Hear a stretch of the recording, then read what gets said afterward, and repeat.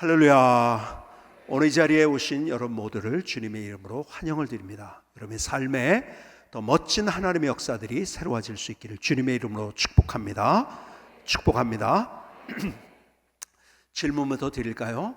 여러분들의 인생 중에 제일 멋있게 경험한 경치, 하나님이 창조하신 가장 아름다운 경치, 뭘로 기억을 하고 계십니까?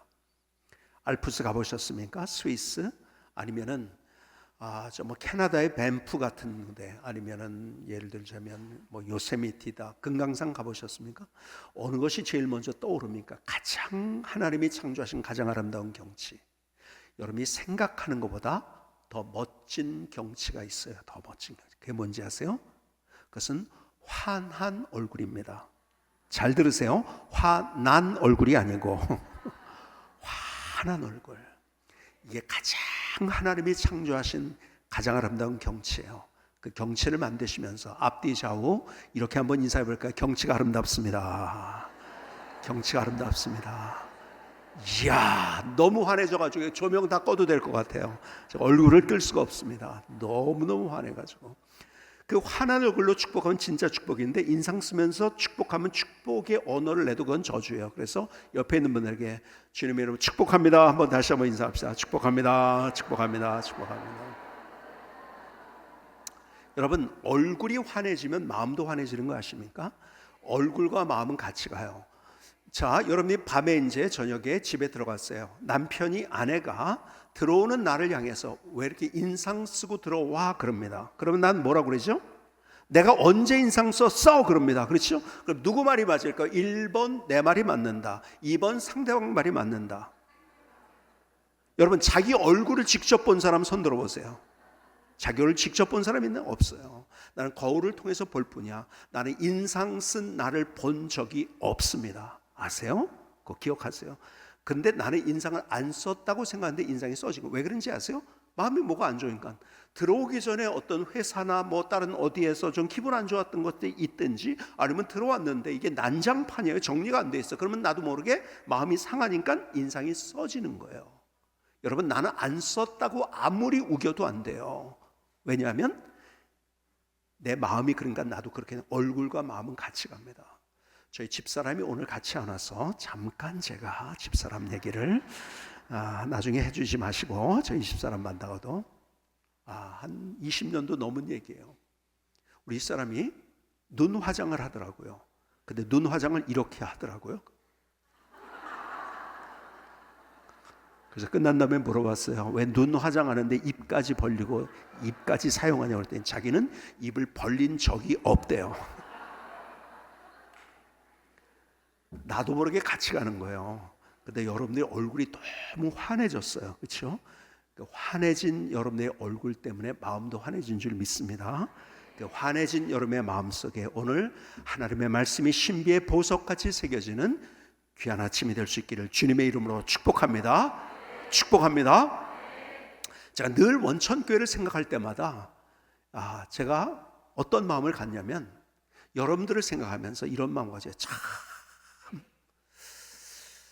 그냥 속된 표현으로 다른 우리가 기독교적으로는 그런 말 안 쓰지만은, 전생에 무슨 나라를 구했기에 우리 성도님들이 저렇게 좋은 목사님을 만났는가, 제가 생각해요. 여러분, 정말이에요. 만남이, 우리는 인생에서 가장 중요한 게 만남이에요. 축복은 만남을 통해서 옵니다. 근데 귀한 목사님을 만날 수 있다는 것. 근데 성도들은 잘 모를 때가 있어요. 어느 목사님이 좋은 목사님인지. 그래서 이단도 가고 이상한 목사님 쫓아가요. 근데요, 목사가 목사를 합니다. 참 정말 좋은 목사님, 진짜 목자를 만나셨어요. 이쪽은 아멘이 덜한 것 같은데, 진짜 목자를 만나셨어요. 제가 그래서요, 제가 여러분들을 생각할 때마다 참 좋겠다. 그리고 여러분들이 행복하겠다. 주님 안에서. 참 감사해요. 우리 문 목사님을 제가 만날 때마다 제가 굉장히, 저도 그래 이래야지 하는 그런 마음을 가질 때도 많고요. 아주 너무 순수하고 정말 목자다운 목사님, 많은 목사님 제가 만나잖아요. 그렇죠? 귀한 목사님을 만난 여러분들, 그래서 제가 오늘 와서 설교를 한다는 것이 무슨 의미가 있을까도 생각을 해요. 사실은 귀한 목사님의 말씀. 근데 저는 제가 우리 교회 후임이 뽑히고 제가 설교를 안 한다는 것 때문에 저기를 오게 된 거예요. 저희 교회에서. 저희 이제 제 다음 저희 후임을 저희가 뽑아가지고 잘 우리 교회가 이양하면서 트랜짓 기간을 가지고 있는데, 그래서 여러분들을 만날 수 있게 되었습니다. 주일날에 이렇게 딴 교회 가서 이렇게 한 것 제가 처음인 것 같아요. 외국을 가지 않는 한. 제가요 고등학교 때 친구들이 참 기가 막힌 친구들이 참 많아요. 그 얘기를 하다 보면 오늘 여러분이 집에 못 가십니다. 야, 그런 친구가 있었구나. 근데 저랑 제일 친한 친구 하나가 있어요. 조경하라는 친구입니다. 참고로 저는 여기서 가까운 연남동에 있는 경성고등학교를 졸업했어요. 여기도 아마 거기 졸업한 분들이 이 동네니까, 제가 서교동에 살고 있었고 그 당시에, 그래서 제가 이제 경성고등학교에 배정을 받았고 경성고등학교를 다니게 됐죠. 근데 그때 만났던 친구 중에서 가장 가까운 친구 조경하라는 친구예요. 같이 남성 사중창, 복사중창을 만들고 그러면서 그 중에서 4명이 또 같이 우리가 정말 기가 막히게 노래하면서 막 TV에도 여러 번 나오고 아주 너무 문학의 밤이다 이러면서 다니면서 참, 그러면서 고3 때 딱 우리는 여기까지다, 우리는 공부한다, 그러고서 이제 2학년 때까지만 딱 그렇게 우리가 열심히 노래하면서, 그리고 친하게 지냈던 친구인데, 그 노래했던 친구들 가운데서 왜 친하냐면 그 아버지가 그 당시에 국제대학 학장이셨는데 막 감리교 신학교를 졸업하셨어요. 그래서 이제 주말에 시온 감리교회라는 교회를 개척하셔서 목회를 하고 계셨고, 저희 아버님도 목사님이고, 그래서 동병산년이라고 해서 참 가까웠어요. 그러면서 이제 고등학교를 졸업하고 저는 신학교를 가게 됐고, 그 친구는 일반 대학을 갔고, 저는 이제 신학교를 졸업하자마자 미국으로 유학을 갔고, 그 친구는 반대편으로 유럽으로 프랑스의 소르본느 대학에 유학을 갔고, 이러면서 자연적으로 이제 연락이 끊기게 된 거예요. 다시 한국에 돌아와서 제가 목회를 하면서 참 만나고 싶은 친구인데 아무리 어떻게 연락을 해도 연락할 방도가 없는 거예요. 그렇게 몇십 년이 지난 거죠. 많이 지났는데 이제 들어 이렇게 건너 몇 날이 건너서 스위스 대학의 교수가 됐다, 로잔 대학의 교수가 됐다. 그 다음에 이제 이제 안식년 동안에 회사를 만들어 가지고 파이낸싱 회사를 만들었는데 이 친구가 또 성공을 했다는 얘기를 듣고, 뭐 이런 얘기는 간간히 들리는 거예요.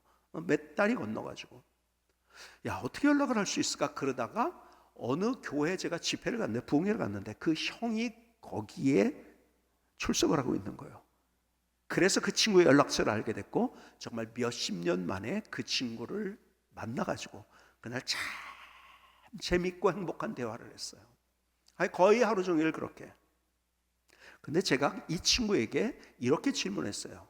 경하야, 네가 교수가 될 거라고는 생각을 했어. 근데 네가 사업을 할 거라고는 내가 한 번도 생각해 본 적이 없는데 어떻게 그렇게 사업을 잘해? 그랬더니 그날 저의 머리를 한 대 망치로 탕 때리는 것 같은 충격적이라고 표현을 할 수 있을까요?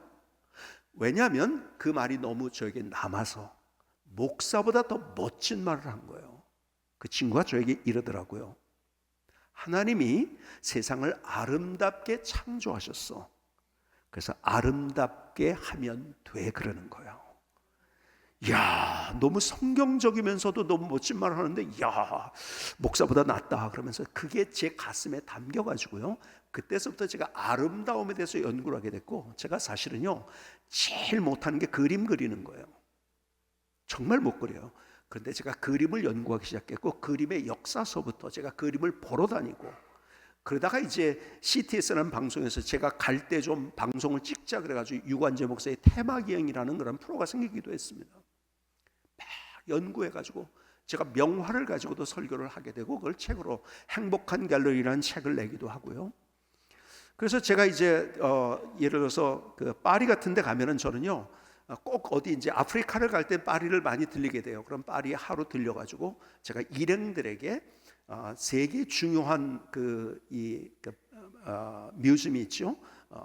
뭐예요? 첫 번째 제일 유명한 루브르 박물관, 고대 미술이 있죠. 그 다음에 소위 말해서 임프레셔니스트라고 하는 그들의 작가들이 있는 오르세 박물관, 그 다음에 현대에는 퐁피두 미술관. 제가 하루에 아침부터 쫙 해가지고 세 군데 중요한 그림을 설명하면서 제가 이제 어느덧 그런 수준에까지 이르렀어요. 제가 그 친구 때문에 그런 거예요. 그래서 참 내가 아름다움을 연구하는 것이 얼마나 멋있었는가. 여러분, 하나님이 세상을 아름답게 창조하셨어요. 그래서 오늘 본문에 보니까, 여러분 오늘 본문 한 구절을 봤지만 창세기 보면 하나님이 창조하시고 보시기에 좋았더라, 보시기에 좋았더라, 보시기에 좋았더라. 오늘 본문에 보시기에 심히 좋았더라. 그런데요, 이 귀절을 영어로 읽다가 깜짝 놀랐어요. 아하, 이런 의미가 있구나. 여러분, 영어 문장이 어렵지 않아요. 보시기에 좋았다라는 말은요, 원래 좋았다라는 말은 히브리 말로 얘기하면 토브란 단어예요. 이것이 아름답다, 좋다라는 뜻이에요. 아름답다, 아름다우면 좋은 거예요. 그래서 아름답다, 좋다라는 뜻이에요. 근데 영어로 보니까 너무 쉬운 문장을 썼어요. It was good. It was good. 뭔지 아세요? 영어는 과거, 현재, 미래를 분명하게 보여줍니다. 그런데 뭐예요? 쉽게 얘기하면 원래 좋았다는 거예요. 여러분, 이 귀절이 굉장히 중요합니다. 왜 그런지 아세요? 여러분, 원래 좋았어요. 그런데요, 진화론자들은 점점 좋아진대요. 그건 진화론이에요. 그러면 성경은 원래 좋았다고, It was good, 원래 좋았다고 이야기를 합니다. 원래 좋은 거예요. 여러분, 이 진화론을 자꾸 학교에서 가르치니까 이게 과학인지 아는데요, 여러분 너무 비과학적인 게 사실 진화론이잖아요. 여러분, 과학의 가장 중요한 명제 뭘까요? 여러분, 원인 없는 결과는 없다는 거예요. 근데 진화론은요, 원인 없는데 결과가 있다. 하나님은 부정하려니까요, 그냥 진화론을 얘기하지만요, 가장 중요한 명제를 그들이 잃어버린 채, 그러니까 과학이 아닌 거죠. 여러분, 예를 들어서 열역학법칙, 제가 이제 뭐 진화론 얘기하려고 오늘 그런 건 아니니까, 열역학법칙 다 얘기할 수 없는 제2법칙에 이렇게 되어 있어요. 모든 고립계의 엔트로피는 항상 증가한다. 이것이 학교 때 배웠던 여러분들의 열역학 제2법칙입니다. 무슨 말일까요? 엔트로피가 뭘까요? 엔트로피가 증가한대요. 엔트로피가 뭐죠? 무질서도입니다. 쉽게 번역하면. 여러분, 과학이 뭐라고 하는지 아세요? 질서 있게 가지 않는데요. 점점 무질서해진다는 게 과학이에요. 그리고 우리가 눈으로도 보고 있잖아요. 집을 져놨어요. 1년 딱 멋있게 져놓고서 그 다음에 더 좋은 집을 기대하면서 2년 기다리고 3년 기다리고 4년 기다리고 5년 10년 기다리면 어떻게 되죠? 새 집이만 폐허가 되는 거예요. 이게 엔트로피가 증가하는 거예요, 과학적으로. 여러분, 점점 좋아진다고요? 아니에요. 세상은 점점 나빠지고 있어요. 우리가 무슨 뭐 시계가 있고 무슨 아이폰이 있고 휴대폰이 있고 막 이러니까 우리가 막 점점 좋아진다? 바보예요. 그래서 점점 급격하게 더 나빠지고 있어요. 아시잖아요? 이 지구가 온난화 때 어떻게 되는?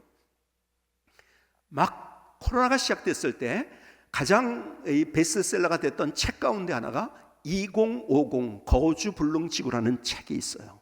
여러분, 쉽게 얘기하면 거기에 모든 증거들을 해가지고 과학적으로 점점 2050년도가 되면 거의 거주가 불능한 지구가 된다는 거예요.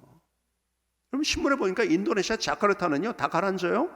수도로 옮겼잖아요. 1000몇백 킬로로 더 저기로 다른 섬으로, 보르네오 섬으로 옮겼어요. 아예 2050년대는 완전히 다 가라앉는다는 거예요. 거기가 온난화 때문에 지하수를 파고하고 온난화 같이 섞여가지고 지금 가라앉고 있어요.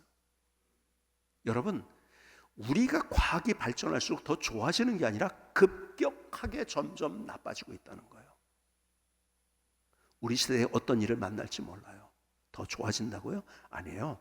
성경을 그래서 우리에게 선언하는 거예요. It was good. 원래 좋았다는 거예요. 여러분, 이 개념이 얼마나 중요한 개념인지 모릅니다. 여러분 보세요.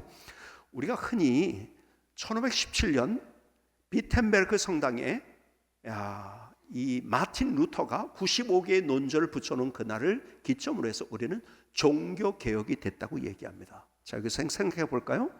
그냥 종교개혁 그냥 지나가지 마시고요. 멈추어서서 종교개혁이라는 말이 논리적으로 맞는 말일까요? 맞는 말일까요? 네? 여러분, 논리적으로 맞지 않는 말이에요. 불교가 개혁됐습니까? 유교가 개혁됐습니까? 힌두교가 개혁됐습니까? 아니요, 교회가 개혁된 거예요. 그러니까 교회 개혁. 근데 더 중요한 것은 논리적으로 안 맞는 말은 교회 개혁이 아니라는 거예요. 여러분, 개혁은 여러분 뭔지 아세요? 그것은 진화론자의 언어입니다. 왜 그런지 아세요? 진화론은 점점 좋아지는 거래요. 교회가 점점 좋아질까요? 아니에요. 그 기점이 어떤 기점이냐? 마틴 루터 그 시대 기점, 그때 그 기점으로 해서 그동안 잃어버렸던 교회의 모습, 그래서 초대교회로 돌아가자고 한 거예요. 성경으로 돌아가자고 한 거예요. 여러분, 콘스탄티누스 이후에 기독교가 어떻게 했어요? 공인이 됐어요. 데오도시우스 황제에 의해서 국교가 됐어요. 그러다 보니까 어떻게 됩니까? 교회가 명령 구조가 되고, 그 다음에 교회가 권력을 잡게 되고, 교회가 기득권이 된 거예요. 그 기득권을 유지하려니까 성경을 안 가르쳤어요. 너무 잘 알잖아요, 여러분들. 성경을 안 가르친 거예요. 교회가 뭔지, 믿음이 뭔지, 하나님이 누군지를 모르는 거예요. 하나님은 단지 너 그러면 죽어? 그러니까 면죄부 사야 돼? 진노의 하나님만 알고 있었던 거예요. 구원의 하나님, 사랑의 하나님, 하나님의 은혜가 뭔지 그건 전혀 모르고 있었어요. 그래서 성경을 가르치면 이단이라고. 이게 말이 됩니까? 성경을 가르치면 이단이래요. 응? 1300년대에 위클리프라는 사람이 와서 성경을 모든 사람이 읽을 수 있도록 번역을 했어요. 그리고 하나님이 이런 분이다, 구원이 이런 것이다를 얘기하기 시작하니까 어떻게 되는지 아세요? 성경을 얘기하는데 그 사람을 이단으로 정죄를 했어요. 로마 교황청은. 그리고 어떻게 되는지 아세요? 죽었는데 죽은 사람을 파내가지고 다시 부관참시라고 하죠. 다시 또 화형을 시킵니다. 몇 년 후에. 기가 막힌 일이죠. 100년 후로 내려가서 1400년대에 얀 후스라는 사람이 프라하의 그 당시에 최고의 대학은 프라하 대학이었습니다. 프라하 대학의 총장이었던 얀 후스, 성경을 보니까 이거는 로마 캐톨릭 가르치는 것이 너무 잘못된 거예요. 그래서 아니다, 이것이 초대교회는 이랬다, 성경은 이렇다, 다시 우리가 거기로 돌아가야 된다. 그러다 어떻게 되는지 아세요? 이단이 된 거예요. 그래서 화형에 처해집니다. 그리고 꼭 100년 후에 마틴 루터가 나타난 거예요. 근데 더 좋은 교회를 만든 게 아니에요. 원래 가장 좋았던 교회로 회복한 거예요. 아세요? 그러니까 종교개혁이 아니고 여러분, 정확한 단어는 교회 회복입니다. 여러분, 성경에는요 개혁이라는 말이 없다는 것이고, 뭐 요시아의 종교개혁 이런 거 나오잖아요. 여러분, 그건 우리가 만든 제목이에요. 성경에는 개혁이라고 쓰지 않고 회복됐다고 언제든지 써요. 돌아갔다고 씁니다. 여러분, 다윗의 때로 돌아갔다, 열조의 때로 돌아갔다, 회복인 거예요. 한 번도 개혁이라는 말, 물론 히브리서에는 개혁이라는 단어가 한 번 나옵니다. 근데 그것은 New Order라는 표현으로 다른 의미로 사용된 거예요. 여러분, 개혁은 성경의 언어가 아니에요. 그건 진화론자의 언어인 거예요. 그래서 교회마다 개혁이라는 단어를 쓰는 교회는 성장도 못할 뿐만 아니라 늘 싸웁니다. 왜? 자기가 잘났다고, 이렇게 돼야 된다고. 아니에요. 회복이에요. 초대교회 안디옥교회 얼마나 멋집니까? 안디옥교회는 최초로 선교를, 사도바울을 파송한대요. 그렇죠? 바나바 바울을 파송했잖아요. 기가 막힌 교회죠. 13장에 나오는 얘기예요. 이것이 사도행전. 근데 그것보다 더 대단한 게 뭔지 아세요? 11장에 이러한 사건이 나옵니다. 그 근동 지역에 다 뭐가 있었냐면 기근이 있었어요. 먹을 게 없는 거예요. 자기들도 어렵죠. 안디옥 교회는 어떤 교회예요? 피난민 교회예요. 박해를 피해서 온 사람이야. 재산도 많이 잃어버렸을 거예요. 그러니까 가난한 사람들 많았겠죠. 그렇죠? 근데 그들이 헌금을 합니다. 그 헌금을 어디로 보내는지 아세요? 유대 예루살렘으로 보냅니다. 자기의 모교회로 보냅니다. 기가 막히지 않아요? 근데 거기에서 왜 거기 보내느냐? 여기 더 어려운 사람이 그러지 않고 그들의 마음이 하나입니다. 정말 하나님의 일을 하는데 이래야 저런다 저런다 얼마나 의견이 많이 분분하죠. 그런데 그들이 어쩌면 더 힘든 가운데서도 그 예루살렘에 있는 더 어려운 사람들도 있다. 거기로 보내자. 저는요, 이 성경 읽다가 너무 그때 하나님께서 제게 레마의 말씀을 그 말씀을 주는데 너무 울면서 그 참 귀절을 읽었어요. 얼마나 기가 막힌지. 야, 대단한 교회구나. 자기들의 있는 에너지 모든 것들을 자기를 위해서 사용하지 않았어요. 세계 선교를 위해서. 그래서 어떻게 합니까? 저는 토인비의 얘기를 너무 좋아해요. 유명한 역사가 토인비가 이런 얘기를 했어요. 그래서 사도 바울이 타고 간 배는 유럽을 싣고 간 배였다. 멋있지 않아요? 가진 게 있었나요? 사람들이 볼 때는 별 볼일 없는 사람들이었었어요. 그러나 그들이 하나님이 뭘 원하시는가를 생각하면서 교회 공동체 안에서 하나가 되어지고 하나님이 원하시는 일들을 같이 하면서 정말 자발적, 명령이 없었어요. 그건 다 무브먼트였고 다 자발적인 거였었어요. 그리고 사도화를 통해서 여러분 유럽의 역사를 바꿔놓은 거예요. 너무 기가 막히잖아요. 그러니까 더 좋은 교회가, 우리가 애써서 더 좋은 교회가 아니에요. 원래 교회로 돌아가는 거예요. 그래서 우리가 이런 구호를 많이 합니다. 이런 구호를, 어떤 구호요? 초대교회로 돌아가자. 그렇죠? 그들은 뜨거웠어요. 그러죠?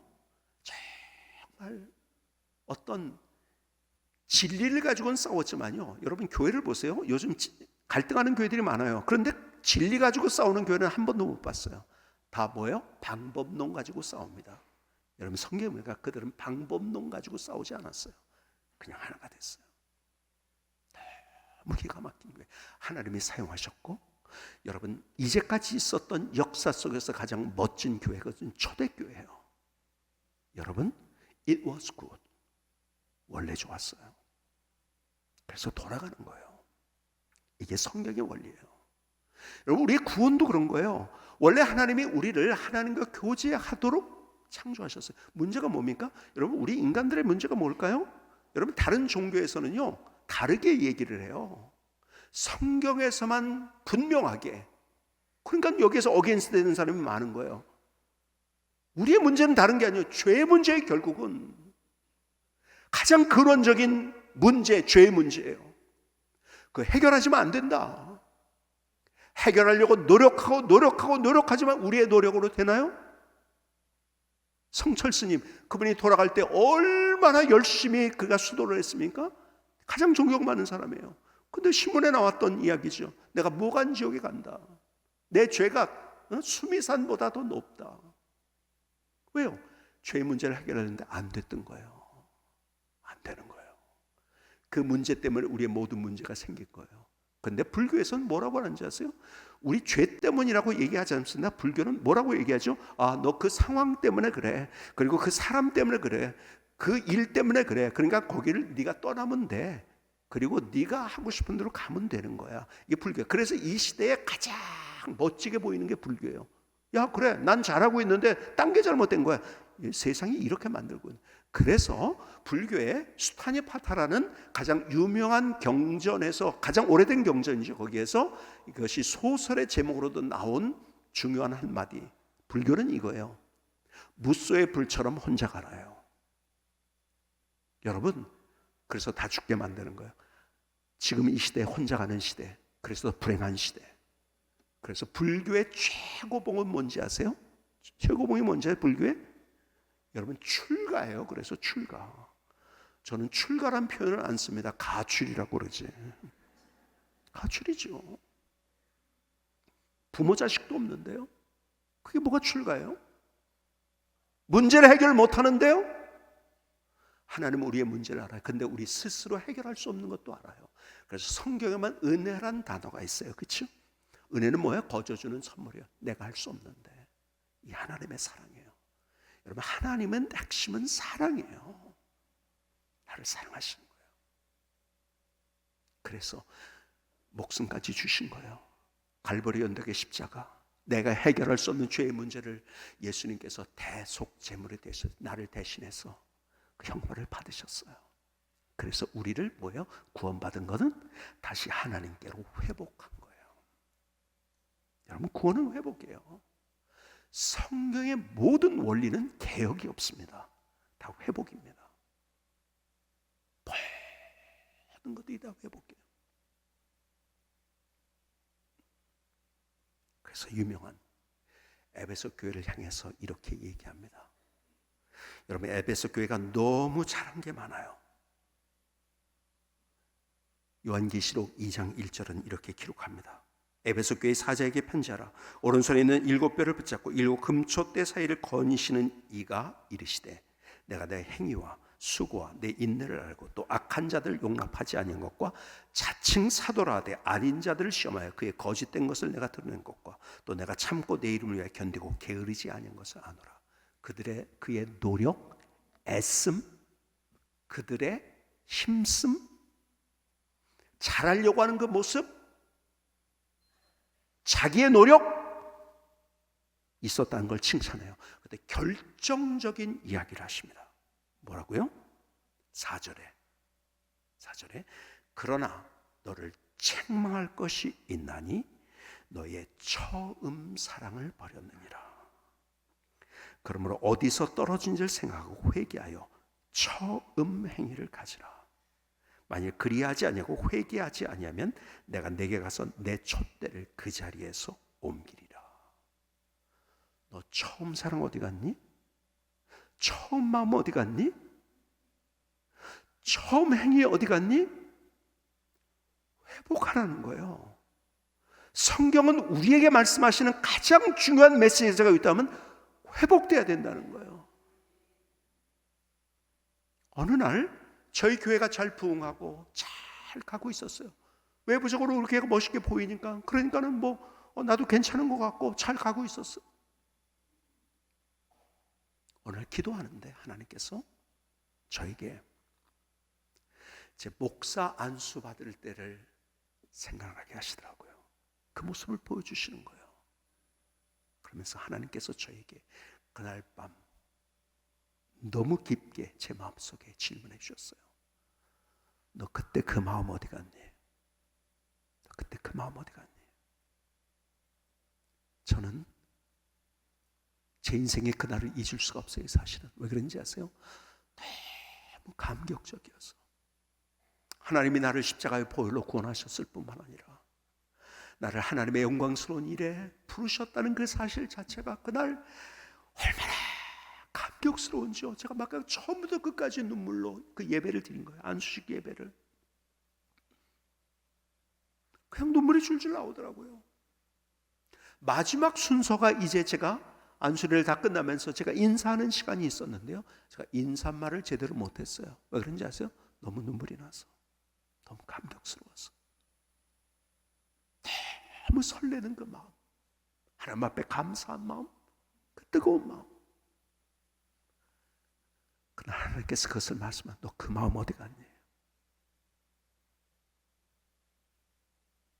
하나님이 저의 모습을 보여주신 거예요. 내면을 보여주셨어요. 그날 얼마나 울면서 회개하면서 기도했는지 몰라요.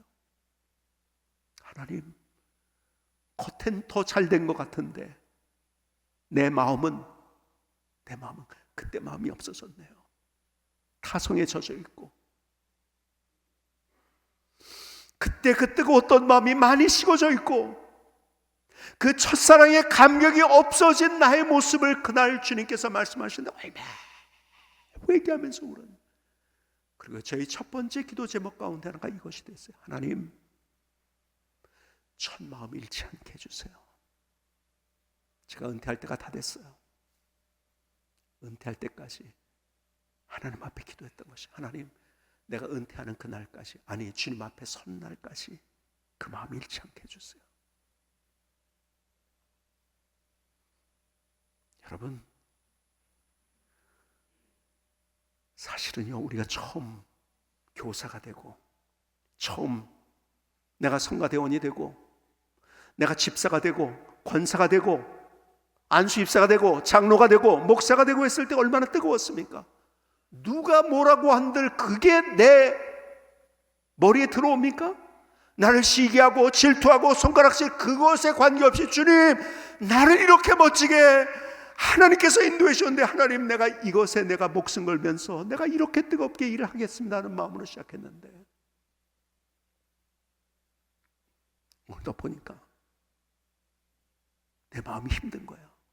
그때 마음이 아니니까 사람들이 뒤에서 수군거린다고, 내가 이런다고, 이런 얘기 들으려고 이렇게 했나? 마음 식어지는 거예요. 그래서 좀 이 정도 됐으면 사람들이 박수를 쳐줘야 되는데 박수 안 쳐준다고 화가 나는 거예요. 목사님이 다른 사람을 인정해주지 나를 인정해주지 않, 아니 내가 그렇게 하려고 처음 마음 먹었나요? 사람 인정받으려고, 사람한테 박수를 받으려고 아니잖아요. 하나님이 나를 부르신 그 부름이 너무 감격스러워서 거기에 반응하고 내가 결단하고 주님 앞에 일어섰는데, 어느새 내 마음이 달라져 있는 거예요. 열심은 있었어요. 겉으로 볼 때 빠지지 않아요. 그게 누구야? 에베소 교회였어요.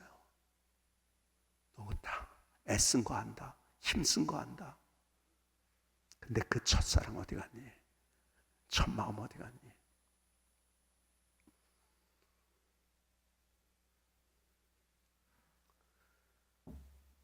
한국 교회가 어렵다는 얘기를 해요. 왜 그럴까요? 첫 마음을 잃어버린 거예요. 다시 회복돼야 돼요. 제 마음속에 추억의 박물관이 있어요. 가끔 그 추억의 박물관 속에서 다시 하나님을 바라봐요. 제 추억의 박물관 속에 있는 한 장면, 제 학창시절에 여의도에서 여러분이 잘 아시는 빌리그람 전도대가 열렸어요. 저는 그때 빌리그람 목사님이 어떤 설교를 했는지 정확하게 지금 기억나지 않아요. 그러나 기억나는, 그리고 지금도 그림으로, 그리고 내 안에 영상으로 담겨져 있는 그 모습이 뭔지 아세요? 다 집회가 끝나고 한강 다리를 건너오는 거죠. 저희 집이 그 당시에 서교동이었으니까요. 건너오는데 누가 시작했는지 몰라요. 거기에 있는 모든 사람이 함께 찬양 드리는, 그때 옆에 있던 사람도 기억이 나요. 같이 찬양했던 그 찬양이 뭔지 아세요? 푸른 바다 나서니 몸 어디든지 가오리다. 괴로우나 즐거우나 주만 따라가오리니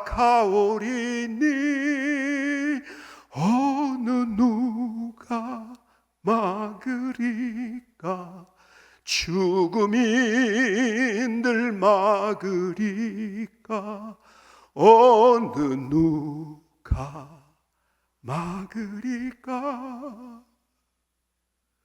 죽음이 늘 막으리까.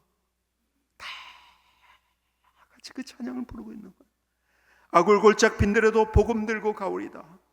소돔 같은 거리에도 사랑한 꽃 찾아가서 종의 몸에 지닌 것도 아낌없이 드리이다. 종의 몸에 지닌 것도 아낌없이 드리이다. 3절은 이렇게 찬양하잖아요. 전기 영광 모든 권세 주님 홀로 받으소서. 멸시천대 십자가는 제가 지고 가오리다. 이름 없이 빛도 없이 감사하며 섬기리다. 이름 없이 빛도 없이 감사하며 섬기리다. 한국교회에 이런 첫 마음이 있는데 이 찬양을 잃어버린 지 오래되었고, 이 마음을 잃어버린 지 오래되었고, 거기서 어떤 부흥이 있고 어떤 기적이 있고 어떤 역사들이 일어날까요? 아니에요. 회복돼야 되는 거예요. 그때는요, 이 마음을 가지니까요, 저는 지금도 예배드리는 모습이 선해요. 여름날이었어요. 저희 교회가 스라브 지방이었어요. 그냥 단열도 안 돼 있죠. 그럼 얼마나 덥겠어요. 여름날 선풍기도 제대로 안 와요. 찬양을 하는데, 내게 강 같은 평화하면서 막 찬양을 하는데 얼마나 땀이, 온몸이 땀으로 다 젖었죠. 불평하는 사람 하나도 없었어요. 너무 기뻐했어요. 너무 감사했어요. 왜 그런지 아세요? 그 첫 마음이 있으니까. 근데 지금은 뭐 오늘 예배를 이렇게 썰렁하게 만들어가지고 예배를 드리게 해? 첫 마음 없어지니까 이게 문제가 되고 화가 나는 거죠. 여름에 왔어요. 뭐 이렇게 그냥 에어컨 조절을 못해? 왜요? 첫 마음이 없어요. 그게 문제가 아니거든요. 외부가 문제가 아니거든요. 근데 자꾸 그 마음을 없어지니까 우리는 외부에서 화를 내고 불평하고 원망하고 짜증내면서 불행하게 신앙생활하고 있는 거예요. 저는 정채봉 시인의 첫 마음이라는 시를 애송합니다. 한번 들어보시겠어요? 첫 마음. 1월 1일 아침에 찬물로 세수하면서 먹은 첫 마음으로 1년을 산다면, 학교에 입학하여 새 책을 앞에 놓고 하루 일과표를 짜던 영롱한 첫 마음으로 공부한다면, 사랑하는 연인들이 처음 눈을 맞던 날의 떨림으로 계속된다면, 첫 출근하던 날 신발끈을 매면서 먹은 마음으로 직장 일을 한다면, 아팠다가 병이 나은 날의 상쾌한 공기 속에 감사한 마음으로 몸을 돌본다면, 개업날의 첫 마음으로 손님을 언제고 돈이 적으나 밤이 늦으나 기쁨으로 맞는다면, 세를 받던 날의 빈 마음으로 감격의 눈물을 글썽이며 교회에 다닌다면, 나는 너, 너는 나라며 화해하던 그날의 일치가 가시지 않는다면, 여행을 떠나던 날 차표를 끊던 가슴 설레임이 식지 않는다면, 이 사람은 그때가 언제든지 늘 새 마음이기 때문에 바다를 향하는 냇물처럼 날마다 새로우며 깊어지며 넓어지리라. 첫 마음이 있잖아요. 그런데요, 그 첫 마음을 잃어버리려고 작정한 사람이 있을까요? 그런 사람은 없어요. 첫 마음을 잃어버리려고 작정한 사람이 있나요? 없어요. 가다 보니까 오해를 받아요. 나도 모르게 하루에 0.001도씩 떨어지니까 떨어지는지도 모르게 그 내 열정이 식어지는지도 모른 채 오는 거예요. 왜? 문제를 만나요. 실패를 경험하거든요. 나를 이해해주는 사람도 없는 것 같거든요. 그러다 보니까 나도 모르게 그 마음이 없어져 버렸어요. 그래서 우리의 진짜 소망이 뭔지 아세요? 십자가로 우리가 하나님께로 갈 수 있는, 그래서 구원받는 그 회복의 은혜를 경험했다고 한다면, 우리는 그 십자가 계속적으로 우리의 삶 속에 다시 그 첫사랑으로 가게 하는 회복하는 것, 그것이 내 노력이 아니에요. 그리고 내 어떤 지위가 아니에요. 가진 것이 아니에요. 여러분, 우리의 희망은 주님 앞에 서는 날까지 십자가예요. 왜? 나는 안 되기 때문에. 내 마음 변하기 때문에. 갈보리 언덕의 십자가를 바라볼까요? 머리에 가시관을 쓰셨어요. 얼마나 고통스러웠을까요? 그 가시는 장미 같은 것이 아니라 사막에 가시는 이 손가락만큼 긴 그러한 가시, 얼마나 큰 고통이에요. 온몸에 채찍으로 맞으셨어요. 살점 찢어지는 패션 오브 크라이스트라는 영화를 보면 다 그 채찍을 책상에다가 쳤는데 안 나와요. 왜요? 그때 금속이 달려서. 여러분, 살점 뜯기는 그런 채찍이에요. 양손과 양발의 대못으로 박히셨어요. 마지막 허리에 창에 찔리셨어요. 성경은 이렇게 얘기합니다. 물과 피를 쏟으셨다고. 의사분의 얘기를 들었더니 그러더라고요. 그건 심장이 파열됐다는 거래요. 심장이 찢어졌다는 거래요. 나를 그렇게 사랑하셔서 목숨까지 나에게 모든 것을 주신 거예요. 근데 보세요. 예수님의 십자가에서 가장 큰 고통이 뭐였을까요? 육체적인 고통? 아니에요. 예수님의 가장 큰 고통이 뭔지 아세요? 그것은 정서적인 고통이에요. 제자들이 다 떠났어요. 모른다고 부인합니다.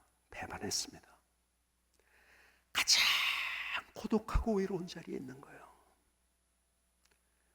고독의 외로움의 가장 극한을 경험하고 계신 거예요. 침뱉음을 당하셨어요. 모욕을 당하신 거죠. 따귀에 맞으셨어요.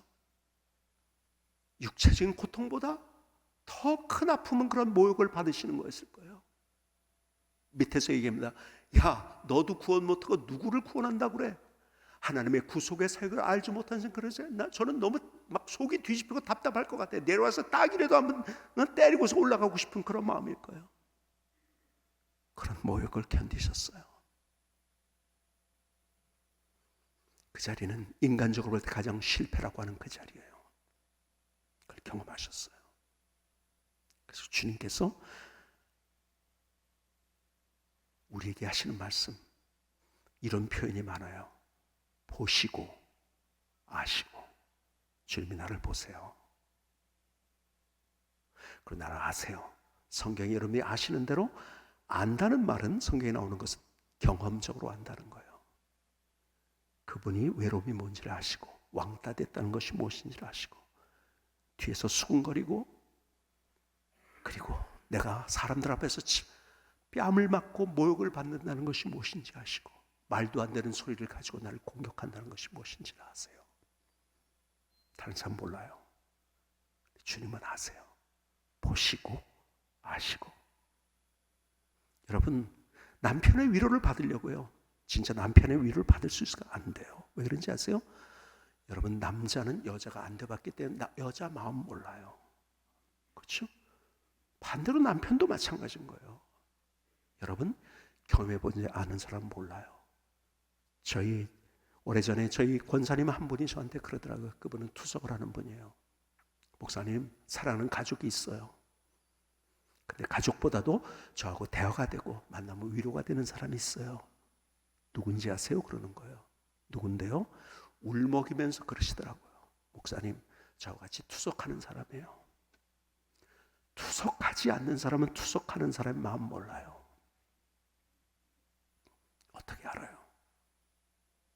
3차 신경통에 걸려보지 않은 3차 신경통의 고통 몰라요. 항암을 해보지 않은 사람은 항암의 고통 모르는 거예요. 아무도 몰라요. 근데 주님은 아세요. 왜? 그분이 경험해 보셨기 때문에. 그래서 십자가를 바라보면 내 노력으로 안 되는데 우린 다시 그 마음으로 돌아갈 수 있고 회복할 수 있고 그 첫 마음으로. 우리의 희망은 십자가예요. 아무도 알지 못하는 나의 마음, 나의 상처, 나의 만난 사연, 누가 그것을 내가 얘기한다고 이해할 수 있을까요? 아무도 몰라요. 주님이 아세요. 그래서 주님이 우리에게 모든 것인 거예요. 십자가를 바라보며 주님 안에, 이런 표현이 있죠. 그래서 주님 안에 있을 때 주님이 나를 회복시켜 주시는 거예요. 오늘 이 시간에 십자가를 바라보며 다시 우리가 회복으로 우리의 첫 마음이 회복되어서 다시 우리의 인생의 전환점이 될 수 있는 귀한 아침, 귀한 시간이 될 수 있기를 주님의 이름으로 축복합니다.